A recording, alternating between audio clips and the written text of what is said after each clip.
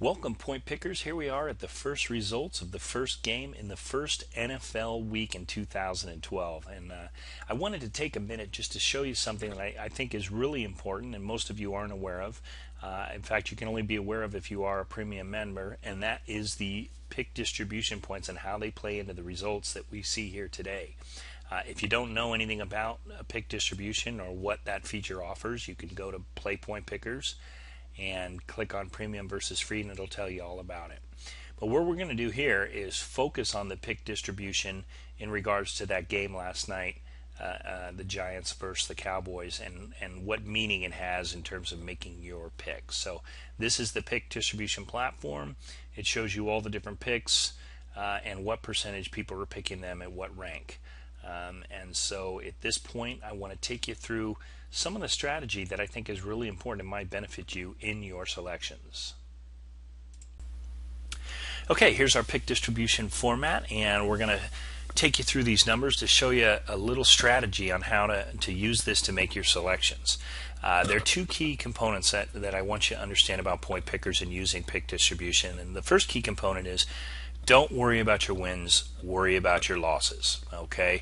If you have losses between the ranks of 10 and 16, you're going to have about a 1% chance of winning that week. So you want to concentrate any critical games and possible losses between the ranks of 1 and 5 or 1 and 6, somewhere around in there. It's not always easy to do, but that's where you want to focus. And the second component that I want you to pay attention to is you want to try as much as possible to pick against the field. And you can't always do that either, obviously.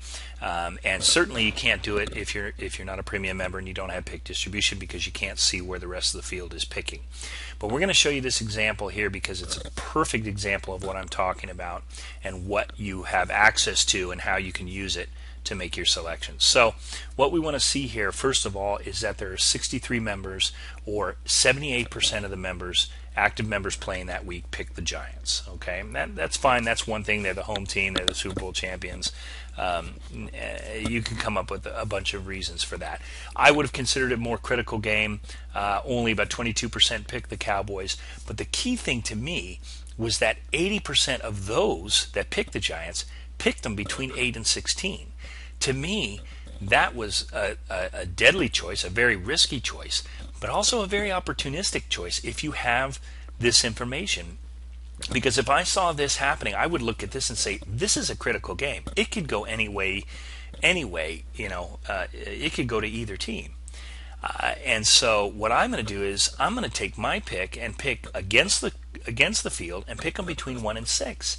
That way, if I win, 78% of the rest of the field has lost, and I've picked up huge ground on them. Because remember, you don't lose the picks, but you don't gain the picks either, so you really lose double. If you lose 16, you really lose 32 points. And if you win 1 point with the Cowboys, you're winning 1 point. They're losing 32 points. That's a huge difference. So having this information and being able to make those picks is a big thing. Also, if you are picking the Giants and you pick them high and you do win, again, it's a critical game, no real gain-loss. People picking the Cowboys at 1 or 2 or 5, they're only going to lose a few points. Now, if you pick the Giants at 1 through 5, I don't have a problem with that.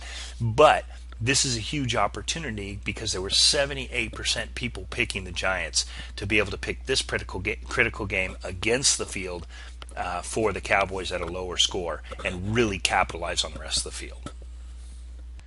So in order to get the pick distribution feature, you have to be a premium member, and you can do that by clicking on this banner here when you're logged in. And also it'll give you the opportunity to make changes in your picks from what you see now to the rest of the games this week. You can go into pick distribution and make changes because the premium members have 2 cutoff times. And they don't have to make the rest of their picks until Sunday. So if you upgrade, you will be able to go in there and make changes on your picks.